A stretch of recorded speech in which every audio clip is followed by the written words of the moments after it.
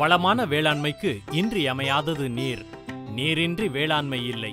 பாசன நீரை சேமிக்க பல வழிகள் உள்ளன. அதேபோல் நாம் பெறும் மழை நீரை சேமிக்க பல்வேறு தொழில்நுட்பங்கள் உள்ளன. மழை நீரை எந்தெந்த வழிகளில் எல்லாம் சேமிக்க முடியும் என்பதை மிக சிறப்பாக செயல்படுத்தி வருகிறது திருப்பத்தூர் மாவட்டம் தெக்குப்பட்டு கிராமத்தில் இயங்கி வரும் பூமி இயற்கை வள சுற்றுச்சூழல் பாதுகாப்பு மையம் என்ற அமைப்பு. ஆழ்துளை கிணறு நீர் உறிஞ்சி குழி, தடுப்பணை, மழைநீர் அறுவடை தொட்டி போன்றவற்றை அமைத்து மழை நீரை சேமிப்பது பற்றி மக்களுக்கு சொல்லித் தருகிறது பூமி அமைப்பு. இந்த பூமி அமைப்பின் நிறுவனர் ஞானசூரிய பகவான் அவர்கள் தனது நிலத்தில் அமைத்துள்ள ஆழ்துளை கிணறு நீர் உறிஞ்சி குழி பற்றி மிக விளக்கமாக உழவர்களுக்கு கூறி வருகிறார். அதை தன் நிலத்திலேயே செயல்படுத்தி வருவது கூடுதல் சிறப்பு. இது பற்றி ஞானசூரிய பகவான் அவர்கள் கூறும் கருத்துக்களை இப்போது பார்ப்போம்.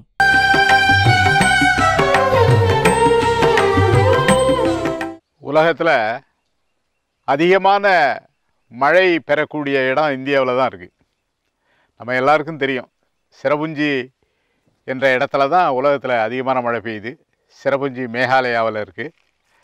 அங்கே கிடைக்கக்கூடிய மழை பார்த்திங்கன்னா கிட்டத்தட்ட 11,400 சொச்சம் மில்லிமீட்டர் ஒரு வருஷத்தில் ஆண்டு சராசரி மழையாக நமக்கு கிடைக்குது. இப்போ பார்த்திங்கன்னா அந்த இடம் மாறி போச்சு. மேகாலயாவில் வந்து சிரபுஞ்சிலேருந்து மாசின்ராம் அப்படின்ற இடத்துக்கு வந்து உலகத்தில் அதிகமாக மழை பெய்யக்கூடிய பகுதியாக மாறிவிட்டது. அதில் 11,872 மில்லிமீட்டர் மழை பெறக்கூடிய இடமாக அது இருக்குது. நான் ஏன் இந்த கணக்கை சொல்கிறேன் அப்படின்னு கேட்டிங்கன்னா, உலகத்தில் மழை அதிகமாக பெறக்கூடிய பகுதி இந்தியாவில் தான் இருக்குது. ஆனால் அந்த பகுதியில் இந்த மழை அல்லது நீர் தட்டுப்பாடு வந்து கோடை காலத்தில் இருக்குது. சிரபுஞ்சிலேயே பார்த்திங்கனாக்கா கோடையில் வந்து அந்த சிரபுஞ்சியினுடைய அடிவாரத்திலேருந்து தண்ணி மேலே வருது. ஒரு குடம் தண்ணி 10 ரூபா கொடுத்து வந்து வாங்குகிறாங்க. கோடையில் தண்ணீர் பஞ்சம் எங்கே இருக்குது? உலகத்தில் அதிகமாக மழை பெய்யக்கூடிய இடத்துலையே இருக்குது. இன்னொரு முக்கியமான செய்தி வந்து, அந்த மழையை வந்து அறுவடை செய்வதற்கான அந்த தொழில்நுட்பத்தை சரியாக கடைபிடிக்கிறதுக்கு வந்து உதவி செய்யக்கூடிய நாடு எதுன்னு கேட்டிங்கன்னா இஸ்ரேல். இஸ்ரேல் நாட்டில் இருக்கக்கூடிய விஞ்ஞானிகள் சிரபுஞ்சியில் எப்படி மழையை அறுவடை செய்ய வேண்டும் என்று சொல்லிக் கொடுக்கிறார்கள். யோசனை பண்ணி பாருங்கள், உலகத்தில் அதிகமாக மழை பெய்யக்கூடிய ஒரு பகுதியில் தண்ணீர் தட்டுப்பாடு இருக்குது. ஆனால் வருஷத்தில் 11,444 மில்லிமீட்டர் ஆண்டு சராசரியாக மழை பெறக்கூடிய சிரபுஞ்சியில் இஸ்ரேல் நாடு வந்து மழை அறுவடையை சொல்லித் தருகிறது. இஸ்ரேல் நாட்டில் எவ்வளோ மழை கிடைக்குது யோசனை பண்ணணும்ல. 200லேருந்து 300 மில்லிமீட்டர் வருஷத்தில் ஆண்டு சராசரி மழையாக பெறக்கூடிய அளவு வந்து பார்த்திங்கன்னா 200லேருந்து 300 மில்லிமீட்டர். சில இடங்களில் 20லேருந்து 30 மில்லிமீட்டர் மழை கூட கிடைக்குதுங்க. இப்போ இந்த சூழலில் இஸ்ரேல் வந்து நமக்கு மழை அறுவடையை சொல்லித் தருகிறது சிரபுஞ்சியில். இதை ஏன் நான் இப்போ சொல்கிறேன் அப்படின்னு கேட்டிங்கன்னா, உண்மையாக மழை அறுவடையை சரியான முறையில் செய்கிறதுனால தான் இன்றைக்கி உலகத்தில் வந்து விவசாயத்தை பொறுத்தவரையிலும் முதல் நிலையில் இருக்குது இஸ்ரேல் நாடு. ஆகையினால் அந்த மழை அறுவடையை பல்வேறு முறையில் எப்படி செய்கிறோம் அப்படின்றதுல தான் இருக்குது நம்முடைய நீரை வந்து நம்ம எப்படி பயன்படுத்துகிறோம் சரியான முறையில் அப்படின்ட்டு. இப்போ நீங்கள் எனக்கு பின்னாடி பார்க்குறது பார்த்திங்கன்னா ஆழ்துளை நீர் உறிஞ்சி குழின்னு பேர் இதுக்கு. இந்த இடத்துல நாங்கள் வந்து ஒரு போர் போட்டோம். அந்த போருடைய ஆழம் வந்து எவ்வளவு அப்படின்னு கேட்டிங்கன்னா, அந்த ஆழ்துளை கிணறுடைய ஆழம் வந்து 370 அடி. ஒரு வருஷம் நல்லா போச்சு, நிறைய தண்ணி வந்தது, எங்கள் தோட்டத்துக்கெல்லாம் பாய்ச்சிக்கிட்டோம். ஆனால் ஒரு வருஷம் கழிச்ச உடனே அதில் தண்ணி தட்டுப்பாடு வந்து சுத்தமாக வறண்டு போச்சு. அதனால் என்ன செய்யலாம் அப்படின்ற மாதிரி யோசனை பண்ணோம். அதுக்கு பிற்பாடு அந்த இடத்துல ஒரு நீர் உறிஞ்சி குழியை அமைச்சோம். அந்த போருக்கு பக்கத்தில் பார்த்திங்கன்னா ஒரு நீர் உறிஞ்சி குழி அமைச்சோம்.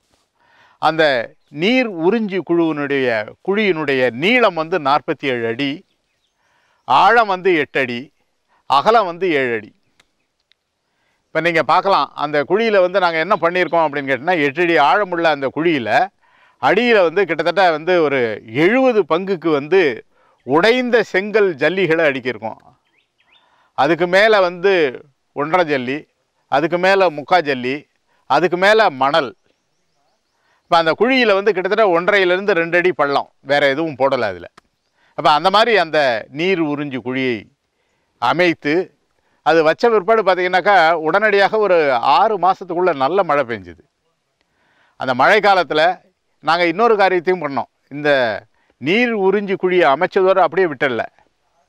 எங்களுடைய நிலத்தில் இருக்கக்கூடிய, அதாவது மற்ற மழை பெய்யக்கூடிய சமயத்தில் மழை பெஞ்சதுன்னா அதிகப்படியாக அந்த நீர் வடிஞ்சி வரும்பொழுது இந்த குழியில் வந்து விழும்படியான ஒரு ஏற்பாடை நாங்கள் பண்ணியிருந்தோம்.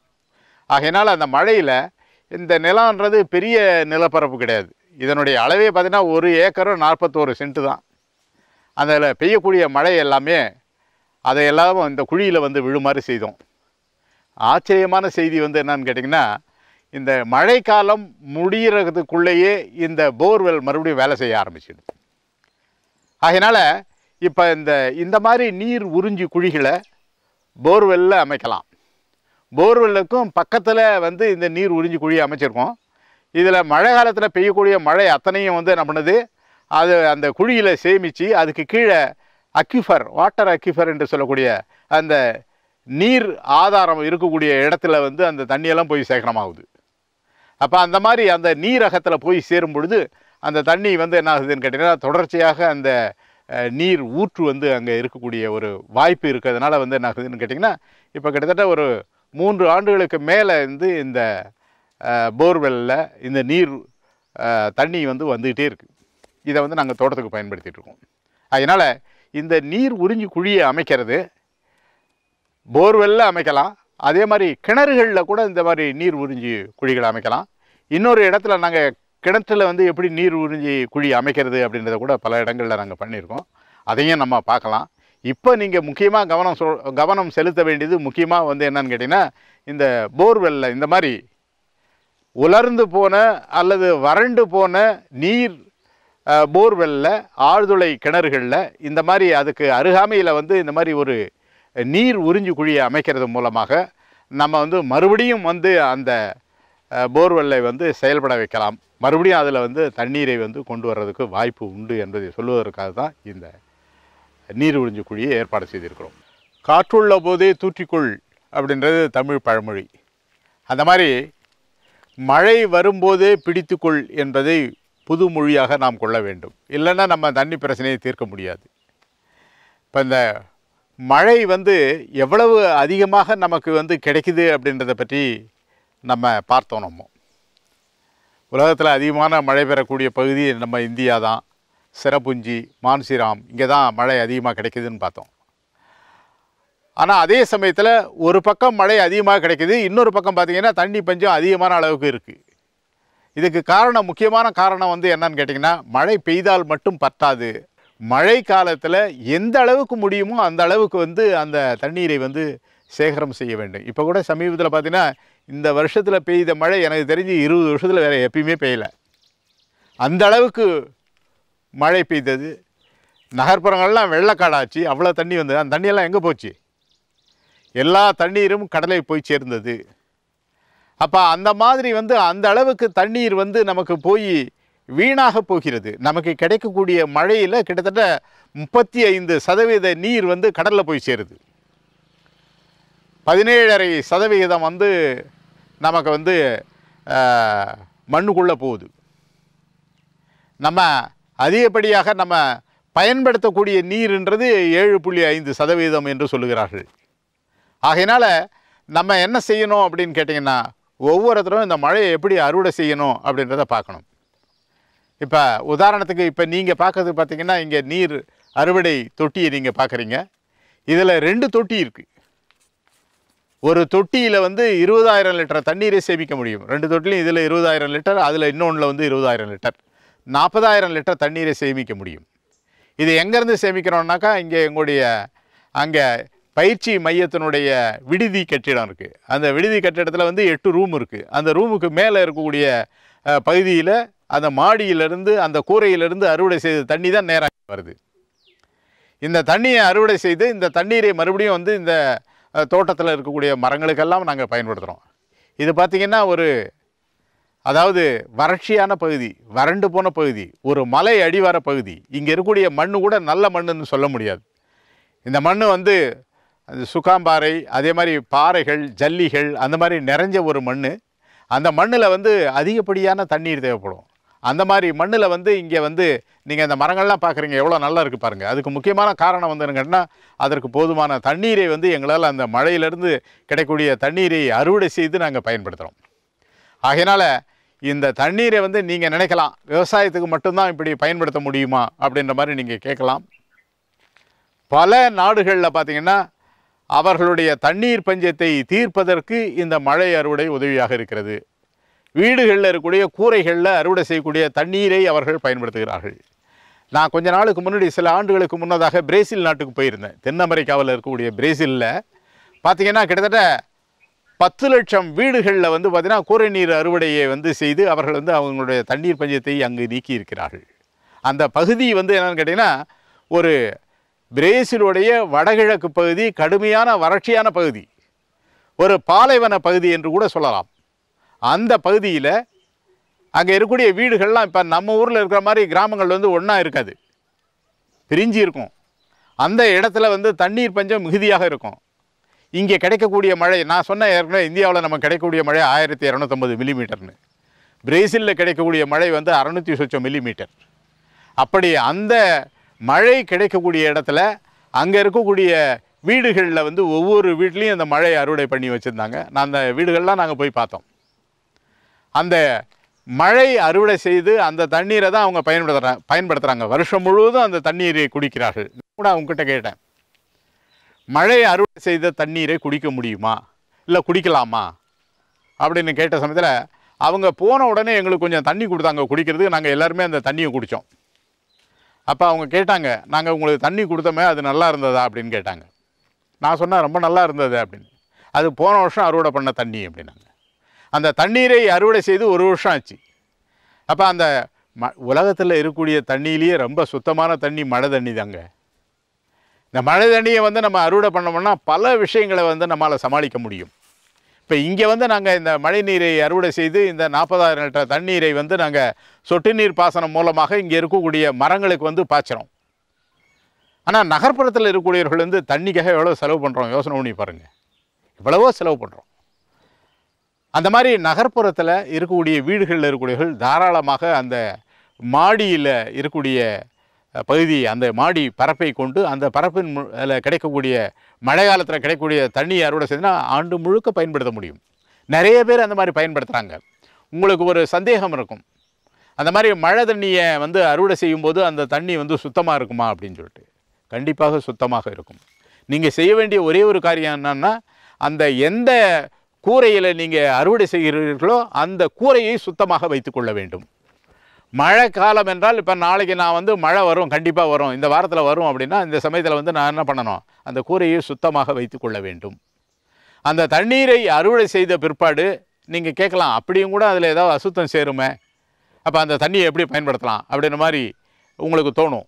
அந்த தண்ணீரை சேகரித்த தண்ணீரில் 1000 லிட்டர் தண்ணிக்கு 4 கிராம் ப்ளீச்சிங் பவுடர் சேர்த்து ஒரு அரை மணி நேரம் அது செட்டில் ஆகிறதுக்கு நம்ம அனுமதிக்க வேண்டும். 1000 லிட்டர் தண்ணீருக்கு 4 கிராம் ப்ளீச்சிங் பவுடர் அதை போட்டு ஒரு அரை மணி நேரம் ஆன பிற்பாடு அந்த தண்ணீரை வடிகட்டி நம்ம குடிக்கலாம்.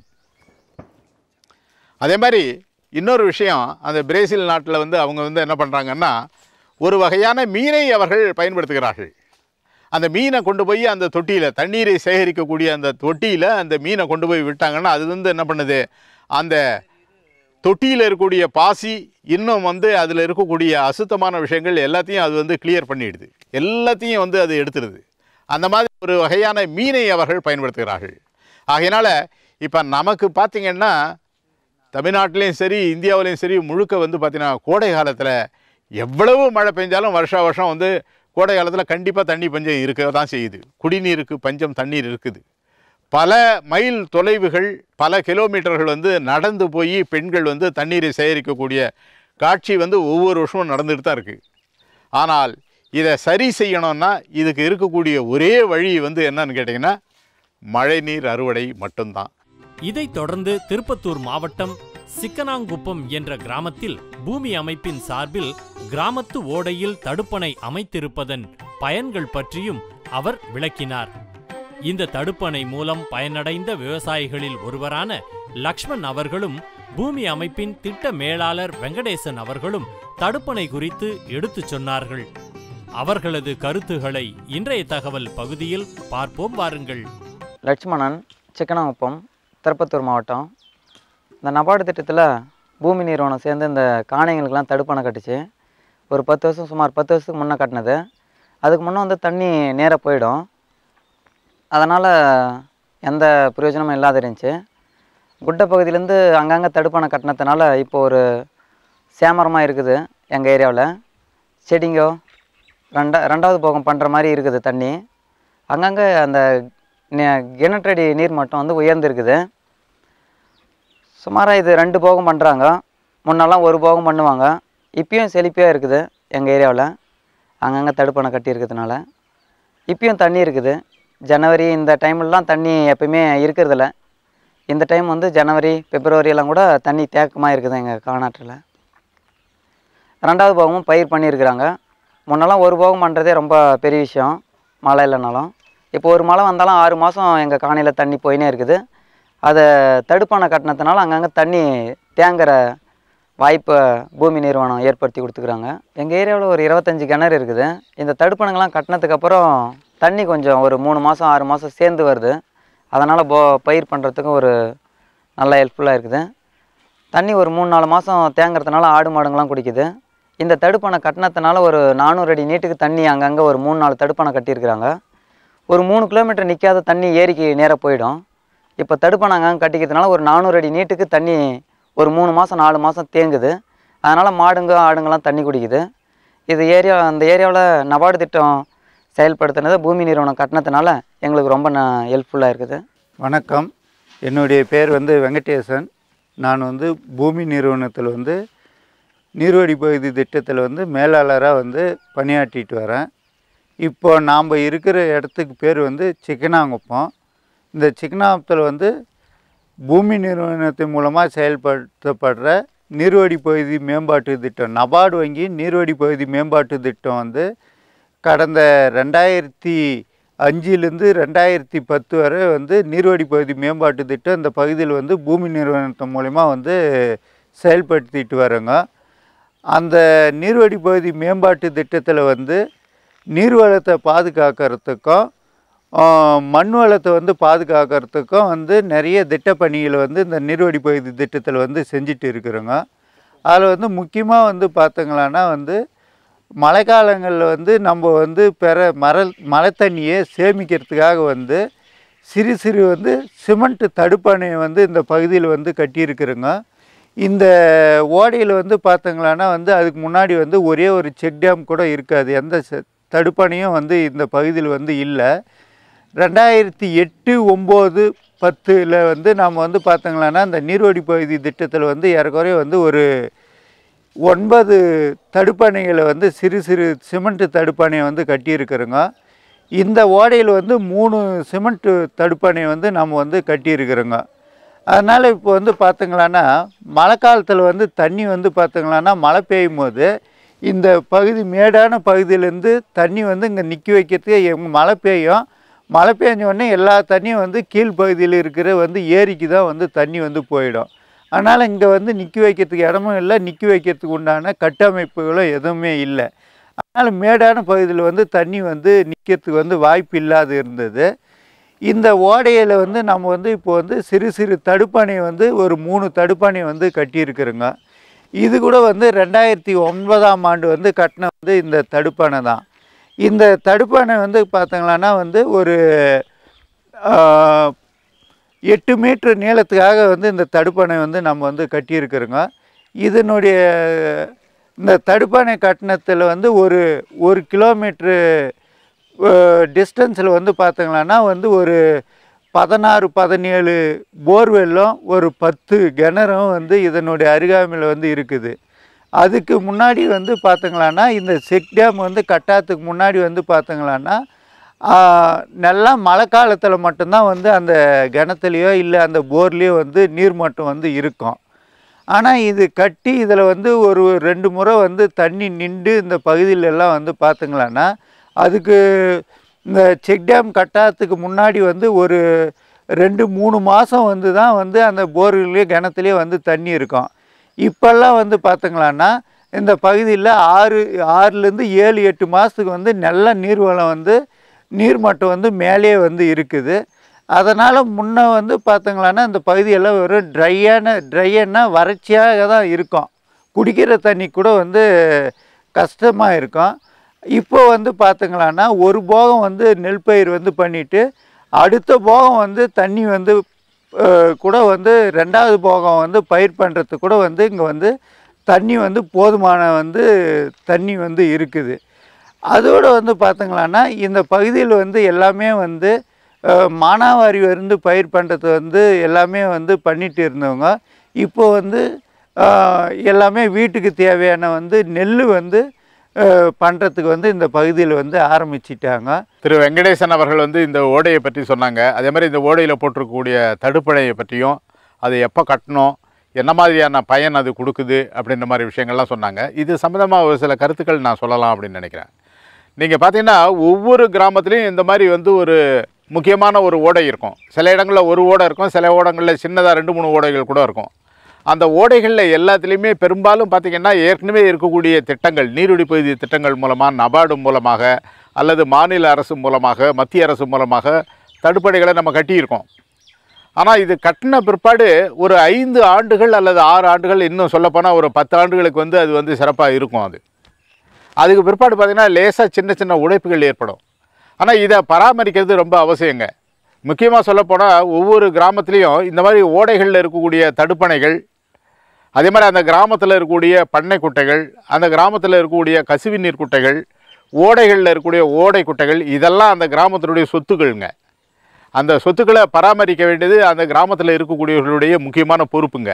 அதனால் எந்த கிராமமாக இருந்தாலும் இந்த மாதிரி தடுப்பணைகள் இருக்குதுன்னா அந்த மழை காலத்தில் வரக்கூடிய தண்ணீரை சேமித்து பயன்படுத்தக்கூடிய அளவில் வந்து இது வந்து ஒரு முக்கியமான விஷயம். அதனால் இதை பராமரிக்க வேண்டிய பொறுப்பு வந்து நம்ம கிராமத்து ஜனங்களுக்கு இருக்குது. அதனால் ஒவ்வொருத்தரும் இந்த தடுப்பணைகளை மற்றும் நீர் ஆதாரங்களை, அந்தந்த கிராமங்களில் இருக்கக்கூடிய நீர் ஆதாரங்களை கண்டிப்பாக நம்ம தவறாமல் பராமரிக்க வேண்டியது நம்முடைய கடமை அப்படின்ற விஷயத்தை மட்டும் நான் உங்களுக்கு சொல்லணும்னு நினைக்கிறேங்க. நன்றி, வணக்கம்.